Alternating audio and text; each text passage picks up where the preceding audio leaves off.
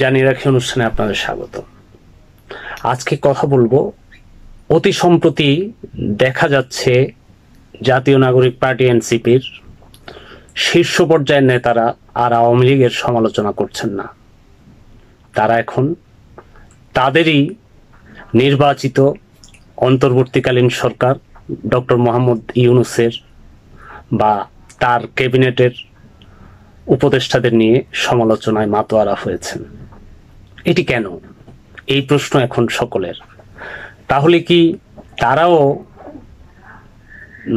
তারা এতদিন যে আওয়ামী লীগের সমালোচনা করে আসছেন, হঠাৎ করে কেন এটা বন্ধ করে দিলেন?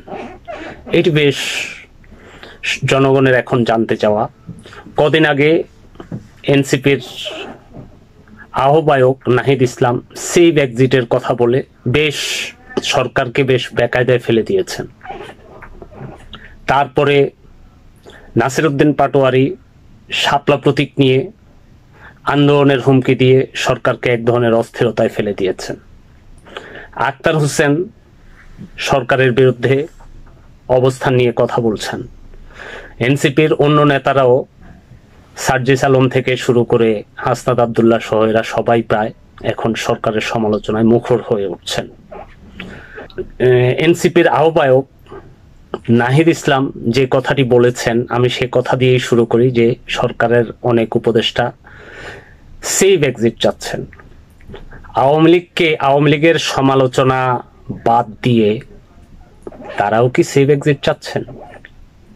এই প্রশ্ন এখন সকলের। আওয়ামী লীগের সঙ্গে কি সখ্যতা গড়ে তোলার চেষ্টা করছেন? আওয়ামী লীগের ফ্যাসিস্ট খ্যাত এবং স্বৈরাচার খ্যাতি নিয়ে ক্ষমতাচ্যুত আওয়ামী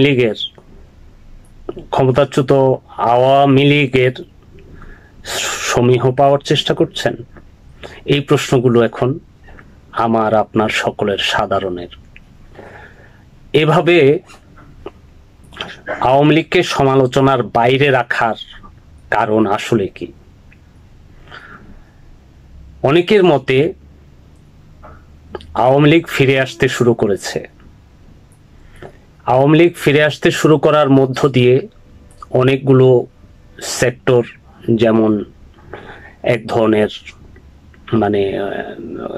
ভীত শ্রদ্ধ অবস্থায় আছেন, সরকার এক ধরনের চাপে পড়েছেন তাদের কন্ট্রোল করতে না পারার, এবং এনসিপি কি সেই ধরনের কোনো সম্ভাবনা থেকে আওয়ামী লীগের সমালোচনা বাদ দিয়েছেন বা বাদ দিয়ে যাবেন আগামীতে? তারা কি অন্যদের মতো আওয়ামী লীগের সঙ্গে কোন রকম কোনো যোগাযোগ রক্ষা করে চলছেন? তা না হলে আওয়ামী লীগের সমালোচনা থেকে এত দ্রুত তারা বেরিয়ে আসছেন বা আসলেন কেন? নাকি আরো বড় বড় সমালোচনার প্রস্তুতি নিচ্ছেন খানিক অবসর নিয়ে? সেটিও আসলে প্রশ্ন রাখে। দেখা যাক সামনে কি ঘটে। আজ এই পর্যন্তই। আপনাদের সকলকে ধন্যবাদ।